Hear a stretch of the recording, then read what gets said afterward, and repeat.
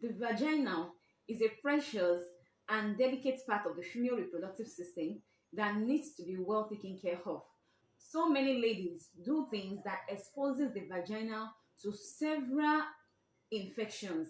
So on this channel today, I'll be discussing with you some healthy living tips you need to imbibe so as to make and keep the vagina healthy and to prevent it from coming down with infections. So stay tuned to find out what these healthy living tips are.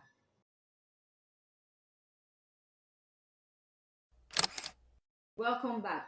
This is HealthArena with Pharmacology, and on this channel, I share healthy living tips that would help you achieve optimal healthy living. So, if you are just seeing this channel for the first time, please do well to subscribe and also turn on the bell notification so that you get notified whenever I upload any video. So, like I said previously on this channel, I'll be sharing with us some healthy living tips, some health tips that would help us to keep our feminine area, our intimate area, which is our vaginal healthy. Now we have so many people coming down with several infections, and these infections actually occur because of the lifestyle they invite, the way they expose the vagina to some things, some unhygienic conditions that is actually making it come down with infection. So we'll be sharing with you some of the things you need to avoid, some of the things you need to do, some habits you need to cultivate, the habits you need to inculcate every day so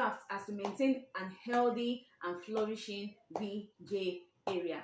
So let's get started. So the first thing you need to do to keep the VJ area healthy is to avoid the use of soap. Yes, some women are so fond of using soap to wash their V area. When you use soap, what happens is that they actually wash off the natural flora in the V area. Now, there are some bacteria in the V area that are there to keep it healthy and to prevent it from coming down with infections. Now, when you use soap to wash the area, what this soap actually do is that they wash off this protecting bacteria and so allow infective bacteria to come in. And when this happens, you come down with infection, you come down with infections such as bacterial vaginosis, which most people actually refer to as toilet diseases, which in actual sense is not toilet diseases, but because of the way they actually treat their V area. So try as much as possible to avoid the use of soap. Mostly we advise that it is washed with only water and ensure that the water you are using is very, very clean. And if the water is very clean, of course, you are good to go. You don't need to wash with soap. You don't need to go to the extent of scrubbing and massaging. You don't actually need all that. Wash with soap wash with water as often as possible, and you'll be fine. Then another thing is for you to avoid the use of sprays and all these feminine washes. Yes, all these feminine washes, some contains ingredients that are actually dangerous, that actually serve as risk to the V area. And like I said, when you use them, they actually alter the normal flame, the natural balance of the V area. And when this happens, they expose it to infections. Like I do tell people, I don't advise them to use feminine washes, don't advise them to use spray. Some people go to the extent of saying, oh, I want my V area to smell nice. They go ahead and begin to apply spray in their V area. This is actually also unhealthy for that area, and it will expose it to infection. So try as much as possible to avoid it. Some ladies also are involved in douching. And what do I mean by douching? They go to the extra miles of soaking themselves in antiseptic, like maybe putting antiseptic liquid in water in high concentration, or even using acid such as the apple cider vinegar, and they pour it in water and soak themselves into it maybe for like 15 to 30 minutes. Some even go to the extra miles of using this mixture to wash that intimate area. All these things are not safe for the EV area, and in fact, all statistics research has also shown that there's no how that douching does not help the V area to thrive in any way. So avoid douching, avoid the use of sprays and perfumes, avoid the use of soap. All this will actually help to maintain a healthy V area. So another thing is for you to avoid the use of silk and tight fitted pants. Yes, Mostly we always advise that ladies use cotton pants. This is because cotton allows the inflow of air into the V area, and so it does not cause anything like maybe when you have begin to have it sticking, when you don't have it sticking to that area. So instead of using silk, ensure that the panties you are wearing is made of cotton, so that air, it will allow aeration. Even at times when you are not at home, there's no need for you to be on panties. You can as well let leave that place without panties on. Let it be aerated. Let allow the inflow of air, and you'll be fine and good to go.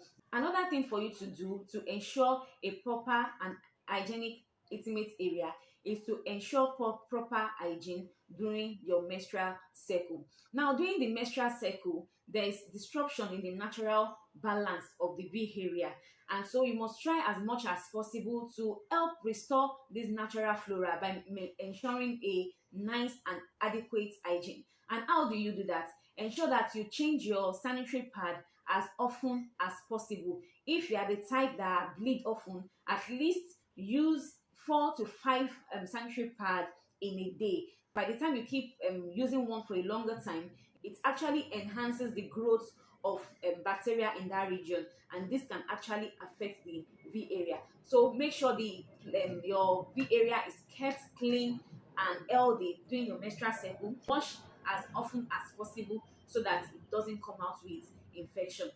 Another thing for you to do is to be involved in exercise, physical activities. Exercise generally has been shown to be healthy to our health. And so when you now inculcate it by doing it often, it does not only impact on your physical health, but it also reflects on your V area, that intimate area. And some of the exercises you can do that would help you maintain a healthy V area is like exercise like walking, like swimming, and so many pelvic floor exercises such as the Kegel exercise that has been shown to help the V area to thrive and live healthy. So let's try as much as possible to be involved in exercise. Another thing for you to do to ensure healthy V area is to take a lot of fruits and vegetables.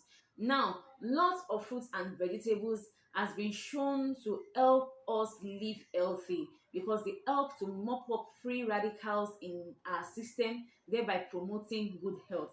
Now, they also help to impact on the health of the V area by adding a pleasant taste to the vaginal discharge, and they help it to smell nice, to come out pleasant, and have a healthy texture. So try as much as possible to eat and take in lots of fruits and vegetables. Another thing for you to do is to take a lot of probiotics. An example of probiotics, the common one we have is yogurt. Now, yogurts have been shown, yogurt they help because they have culture, they have this natural culture that actually help impact on health. What probiotic does is that they help to maintain natural flora on health generally. So when you take lot and lot of them, they actually help you to maintain healthy V areas. Try as much as possible to incorporate them in your food. Take a lot of probiotic. They will actually help your intimate area to stay healthy. Another thing is for you to practice safe sex. Yes, try as much as possible to practice safe sex. Don't go about having several multiple partners, because when you do that, you are exposing yourself to the risk of contracting STI, which is popularly known as sexually transmitted infections. Another thing for you to do often to maintain a healthy behavior is to wash from front to back whenever you go to the convenience. And what do I mean by washing from front to back? That means you wash from your V area to your anus, and not from the anus to the V area. And why I said this is that when you wash from your anus to your V area, you are actually introducing bacteria from the anus to the V area. And this bacteria will actually lead to it coming down with severe infections. But when you wash from front to back, that means you are washing from your V area to the anus. You are exposing it less to it from getting infection. So all these are the things that we need to ensure if we need to maintain a healthy V area. And when you actually do this, it actually prevents you from coming down with several infections. Lastly, before I go today on this channel, I would advise that if you are a woman between the age of 25 to 65, it has been recommended that you go for cervical screening at least once in a year. It will actually help you to know if you are at the risk of developing cervical cancer. It is actually important as it will save you a lot of headache. The screening is free, so just walk into any health facility where you know that the services is being rendered and get yourself checked. So till I see you in my next video, I'll be sharing with you the different types of vaginal discharge that we have as women, and this will help you to know when you have a normal or abnormal discharge. I'm sure you wouldn't want to miss it. So till then, stay healthy, live healthy. Ciao.